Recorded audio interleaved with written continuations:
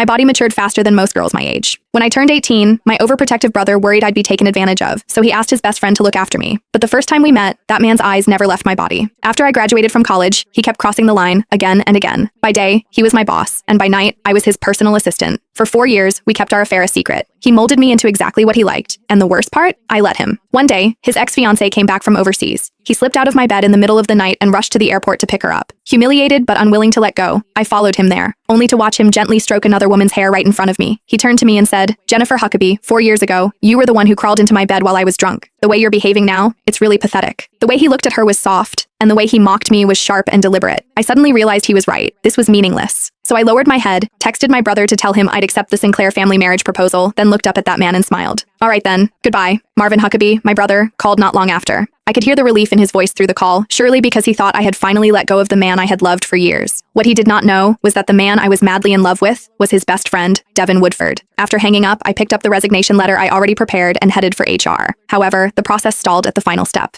"Ms. Huckabee, if you want to resign within a week, you'll need the CEO's signature for approval." Devin again. Even at the very end, I still could not avoid him. I tightened my grip on my phone, walked to the end of the empty hallway, and dialed that all-too-familiar number. The ringing went on for a long time. Just as I thought no one would pick up, the line clicked. A strange female voice came through. "Hello? Looking for Devin? He's in the shower." In the shower? Those 3 words stabbed my chest like 1,000 poisoned needles. Nonetheless, my voice stayed calm, almost unnaturally so. "No need, thank you." Before she could say anything else, I hung up. The screen went dark, reflecting my pale face. Less than 2 minutes later, my phone buzzed violently again. I stared at Devin's name on the screen for several seconds before answering. "Did you need something?" His tone was businesslike, cold and detached. Just last night, this same man had been on top of me, whispering my name intimately over and over again. My fingers whitened around the resignation letter. "Mr. Woodford, there's a document that needs your signature before the process can go through." He gave a low hum of acknowledgement, then added, almost as an afterthought, "Oh, right. Stop by later and pack up the rest of your stuff. She's moving in. The apartment in the western suburbs is empty. You can stay there. I promised Marvin I'd take care of you." 4 years ago, he pulled me into his bed while drunk, tossing me the charity of being his bedmate. 4 years later, under the excuse of loyalty to his best friend, he was offering me a place to live. His carefully considerate gestures were so absurd, they almost made me laugh. "That won't be necessary, Mr. Woodford," I said, forcing a smile. "I'm an adult. I can take care of myself." Once he signed the resignation form and I finished my last handover, the ridiculous 4 years between us would finally come to an end. Me? I was getting married. I opened my eyes in the hotel room as morning light streamed in. For the first time in years, I felt more awake than in any morning I had spent by Devin's side. I called a car and returned to the villa I'd lived in for 4 years. However, the moment I stepped inside, I almost thought I had walked into the wrong house. The once minimalist black and gray space was instead drenched in warm tones. The entryway wall, where I had begged him for a month to let me hang even a single plush toy, had been transformed into a display filled with stuffed animals.